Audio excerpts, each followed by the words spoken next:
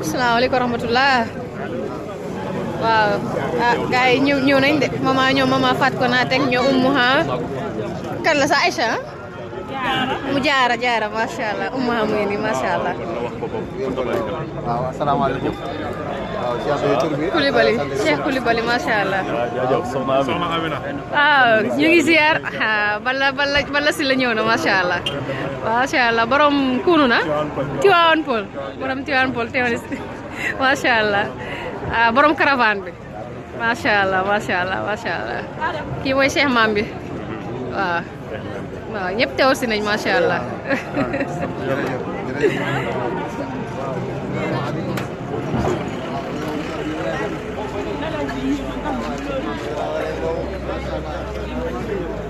am na kuy daw de bëggul a feeñ. waaleykum salaam wa rahmatulah. borom kerangoog nii laa koy gatandoo. borom keer. ñoo ngi ziar. ñu ngi doon ziar macha allah. waaw dëgg la sama waa kër xam nga il faut ma gis la. waaw dëgg la démb laa wàcc mën a xaaral ma taw. waaw maa ngi waxoon ak sama kaay. sama jarbaat kaay. ziar Omar Diouf kee sama ñoom tos.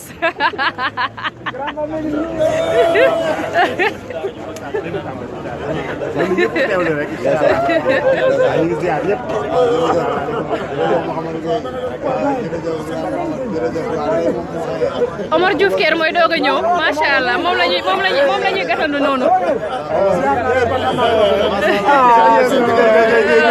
macha allah bari na. dimbale leen ma de Mouhamad Gueye mu ngi jooy. Mouhamad Gueye day jooy may ko tuuti. nijaayam moo ñëw nijaayam Omar Diouf Kër moom lay la nga am noonu di jooy.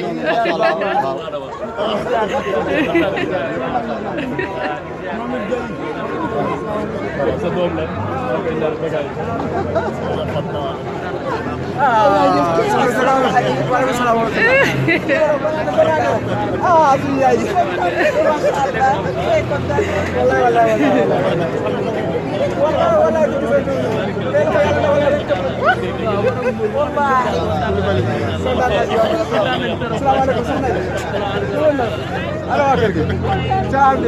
ana Koubel Oustaz mu ngi ne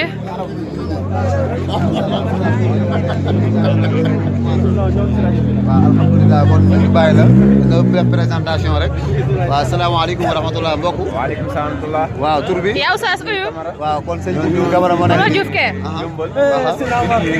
indi bagage yi nii woon na am yàlla lépp loo xam ne ci gàllankoor la seen kanam ñu am yàlla mooy ci lii daal lii moom gàllankoor gàllaaj yi ngay gis ni gàllankoor la dalee gàllankoor ëllëg ndeysaan incha allah ñu jërëjëf yal na la yàlla fay.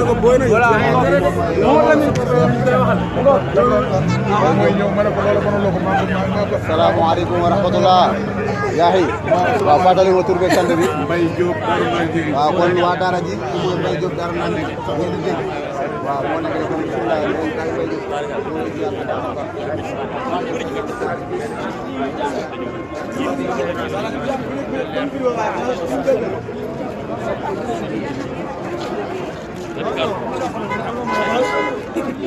wala soxna si wala ngaa faral liggéey daf koy wax